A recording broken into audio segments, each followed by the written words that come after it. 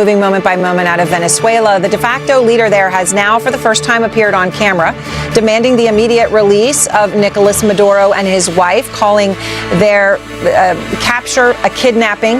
Right now, meantime, Maduro, in that image you see him, it was posted by President Trump. He is on his way to the United States to face drug trafficking charges in the Southern District of New York. We demand the immediate release of President Nicolas Maduro and his wife, the only president of the Bolivarian Republic of Venezuela. Coming out against Trump. And that is extremely significant, not just because she saw what happened hours ago to the guy on top of her, but also because President Trump, about 2 hours before that video came out, said that Delcy Rodriguez was on board with the U.S. plan. He said that she was willing to do whatever is necessary to, in his words, make Venezuela great again, and that she was doing what he wanted. Here he is. Who's going to take over? I mean, there is nobody to take over.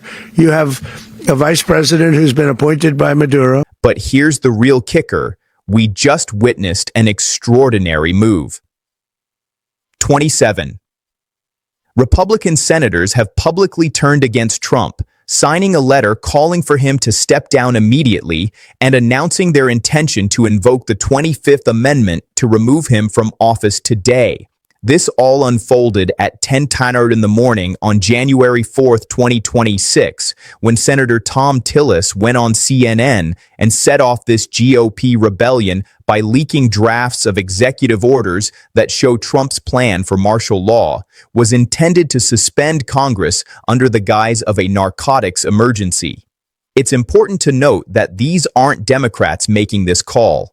It's Republicans, members of Trump's own party, who have examined his war crimes, corruption involving Deutsche Bank, ties to Epstein, and his martial law attempts, and they've reached the conclusion that it's time for Trump to go. They're not waiting for impeachment proceedings or the January 6th arrest deadline. They've decided to initiate the 25th Amendment today to remove him from power and prevent any further chaos. And right now she's the vice president, and she's, I guess, the president. She was sworn in as president just a little while ago. She had a long conversation with Marco, and she said, we'll do whatever you need.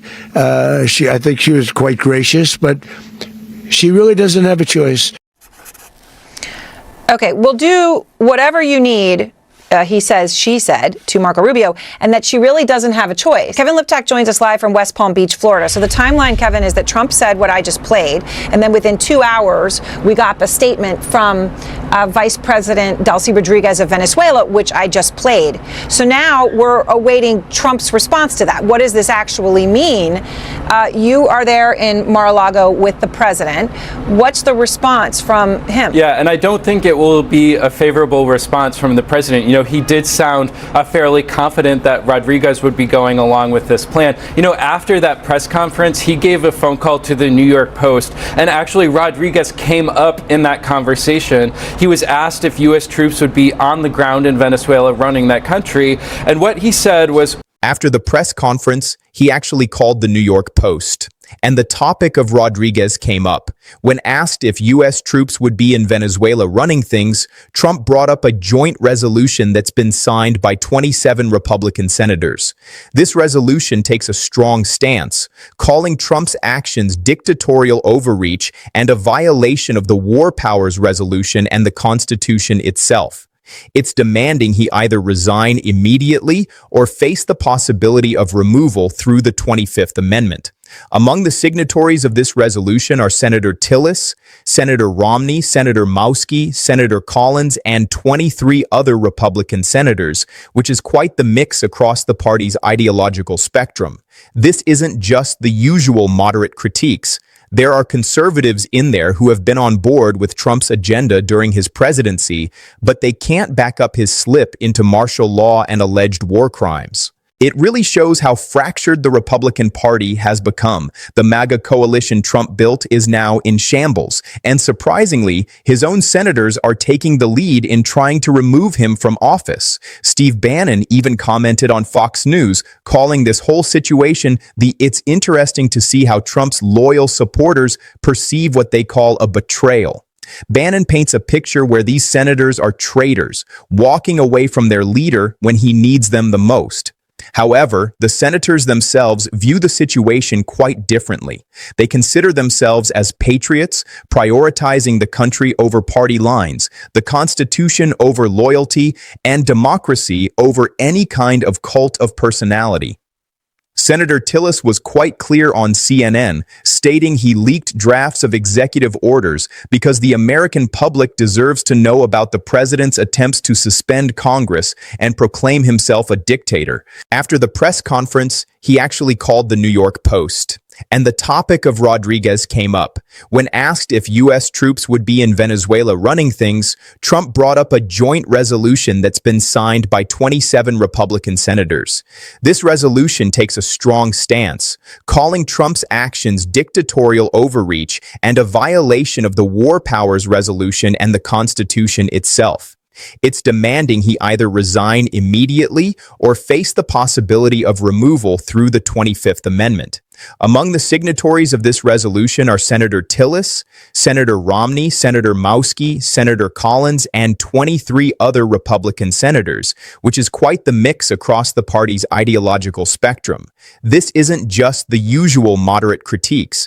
There are conservatives in there who have been on board with Trump's agenda during his presidency, but they can't back up his slip into martial law and alleged war crimes. It really shows how fractured the Republican Party has become. The MAGA coalition Trump built is now in shambles, and surprisingly, his own senators are taking the lead in trying to remove him from office. Steve Bannon even commented on Fox News, calling this whole situation "It's interesting to see how Trump's loyal supporters perceive what they call a betrayal."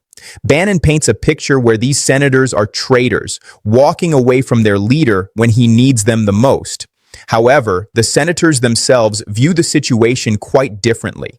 They consider themselves as patriots, prioritizing the country over party lines, the Constitution over loyalty, and democracy over any kind of cult of personality. Senator Tillis was quite clear on CNN, stating he leaked drafts of executive orders because the American public deserves to know about the president's attempts to suspend Congress and proclaim himself a dictator. The letter outlines several reasons for this action, including breaches of the War Powers Resolution due to unauthorized strikes in Venezuela, violations of Article 1 connected to martial law, and obstruction of justice. It's pretty wild to think about how everything is unfolding. There's a lot of evidence of destruction and cover-up swirling around, not to mention concerns about Trump's capability to stay in office, especially with all the signs of his psychological collapse. A group of senators has sent a clear letter stating that if Trump doesn't resign by noon today, they will back the immediate invocation of the 25th Amendment, leading to an impeachment conviction to ensure he can never hold office again. What really tipped some hesitant senators over the edge was the leak of executive order drafts by Tillis. These drafts for Executive Order 1-1370, which aimed for martial law that Congress blocked, include alarming language about suspending Congress for what they labeled a narco emergency. This isn't just spin. It's Trump's own team admitting that this order was meant to sideline the legislative branch entirely. We're looking at what can only be described as a coup attempt. The intent behind these drafts showcases Trump's dictatorial ambitions right from the start, rather than trying to navigate an emergency within the bounds of the Constitution. He aimed to use the crisis as a cover to wipe away constitutional limitations altogether. The connection between these drafts and revelations from Deutsche Bank paints a concerning picture of corruption, revealing that Trump was ready to sidestep Congress to push his agenda for Venezuela. Speaking of Deutsche Bank, those documents suggest that Trump's operations might have been propped up by funds coming from Russian oligarchs via sketchy loans. We're talking about $2.5 billion in loans flagged for potential Russian connections that could have financed everything from his compound at Mar-a-Lago to the political maneuvers that got him elected, and even the way he initiated unauthorized military actions. It's a tangled web of possible Russian-backed American war crimes. And as the scandal deepens, the vote on the 25th Amendment set for this afternoon requires the vice president and a majority of the cabinet to declare the president unable to carry out his duties. With 8 cabinet members already stepping down, the situation is getting a bit tricky considering there are still 4 who haven't resigned yet. The amendment requires a majority of the principal officers in the executive departments, which makes things all the more complicated. Right now, we're seeing quite a shakeup in the cabinet. Out of the 15 department heads, 8 have already resigned, leaving only 7. That means to invoke the 25th Amendment, the vice president and 4 cabinet members need to agree. And it looks like the pressure is on the holdouts. They're being strongly encouraged to either resign or back the invocation, making it pretty clear that the amendment is likely to succeed. The big question is whether those resignations will continue or if the remaining members will choose to act. Vice President Vance is gearing up to take on the role of acting president as soon as the amendment kicks in. He's been chatting with Senate leadership about the transition and seems committed to restoring order, calming down the protests, and cooperating with the impeachment trial to make a record of Trump's actions. Vance has always been a bit of an odd fit in the Trump administration. He kicked off his career as a Yale law graduate, wrote a best-selling book on poverty and Appalachia, and then morphed into a staunch MAGA warrior. Now he's reinventing himself yet again as the one who can return things to normal after the turmoil of Trump's presidency. While it's unclear if he'll be able to govern effectively, he's at least saying all the right things about our constitutional processes and democratic values. The protests have swelled to over 100,000 people nationwide, and sadly, there have been 12 deaths, marking the worst civil unrest in the United States since the 60s. These fatalities include those killed by counter-protesters, police, deadly accidents, and even what looks like a suicide. Local police are stretched too thin to handle the situation, and the National Guard can't be called in due to a Supreme Court ruling that struck down Trump's attempt to federalize them. The violence is spreading from Washington, D.C. to major cities like Los Angeles, New York, Chicago, Portland, Seattle, and Atlanta, where protests have also turned chaotic. There's a lot driving this unrest. Revelations of war crimes, exposures of corruption, and the ongoing constitutional crisis have pushed millions of Americans into the streets, all demanding accountability. On the Senate side, things are heating up too. There were already 17 senators committed to voting for impeachment, and now 10 more have signed on to demand resignations, bringing the total to 27. That's 10 above the 17 needed for a conviction. Even if some senators have second thoughts when it comes time to vote, there's now a solid cushion for moving forward. It looks like we're heading towards a conviction unless something really changes. The impeachment trial is going to move forward after the push to use the 25th Amendment for removal, and they want to make sure everything is on the record historically. They're also looking to invoke the 14th Amendment to ensure Trump can never hold federal office again. The senators are eager for Trump to be ousted quickly through the 25th Amendment and then permanently through impeachment and the 14th Amendment. They point to the 317,000 federal jobs that vanished during Trump's second term as proof of how he's dismantled the American government. His so-called war on the deep state has led to significant damage across federal agencies. The IRS can't collect taxes. USAID isn't delivering foreign aid. The EPA isn't enforcing environmental laws. The Justice Department struggles with prosecutions, and the State Department's ability to handle diplomacy is shaky. It's not just that Trump hasn't been a great president. He's really hindered the government's functionality. The ability outlined in the 25th Amendment, which refers to a president's inability to perform their duties, can actually mean a president who has made the office non-functional. Trump has effectively paralyzed the executive branch. The Dow's drop of 25% since the crisis started marks the worst market crash since the Great Depression. That's a quarter of the stock market's value evaporated, and it's wreaked havoc on retirement accounts.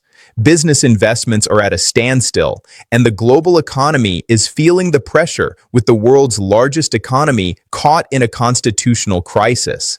The senators calling for Trump's removal see this economic disaster as a key reason.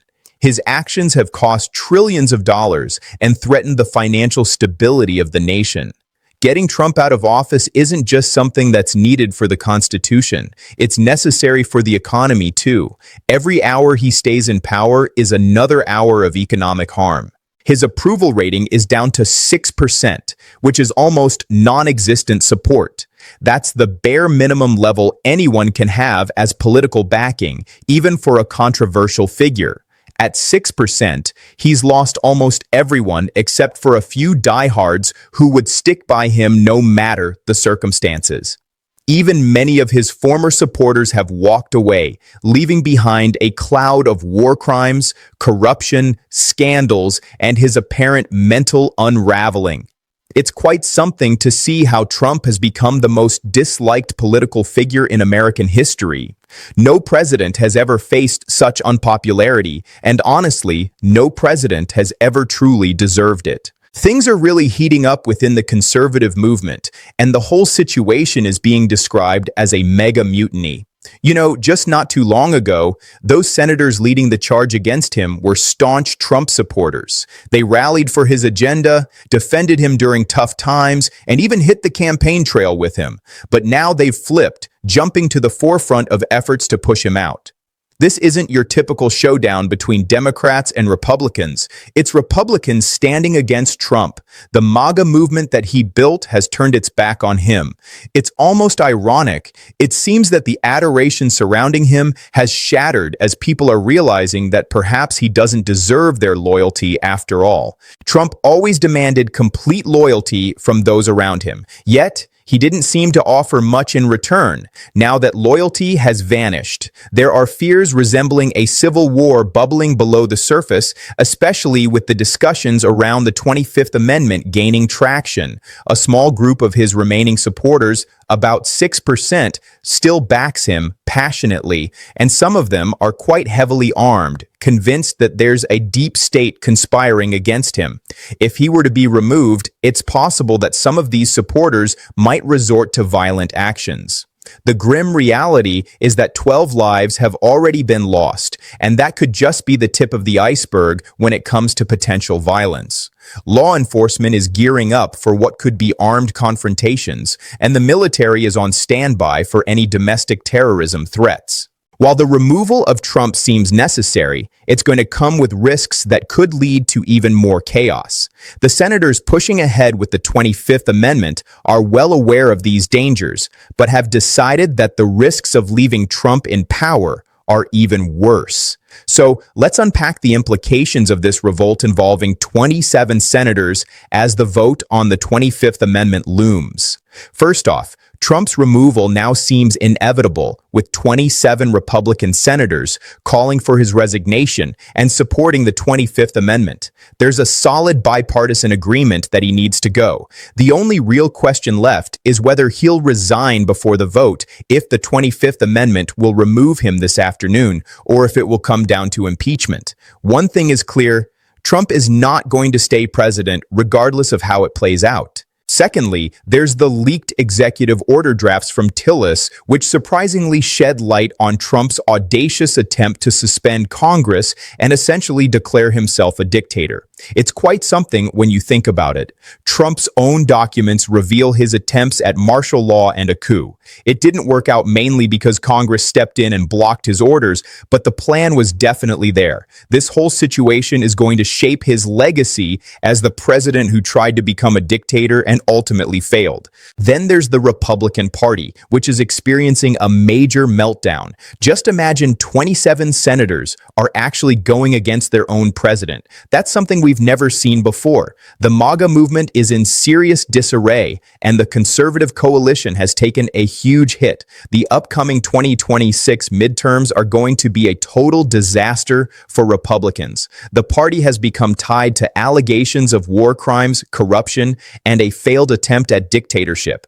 It's likely that the Democrats will grab supermajorities in both chambers. Now, let's talk about the human cost of all this chaos. We've lost 12 lives in the the protests, seen 100,000 people protesting in the streets, and a quarter of the economy has been devastated. Over 317,000 federal jobs have vanished, leaving many families struggling to afford food due to cuts to their support. The fallout from Trump's actions will take years, if not decades, to repair, and the pain experienced by many is still ongoing.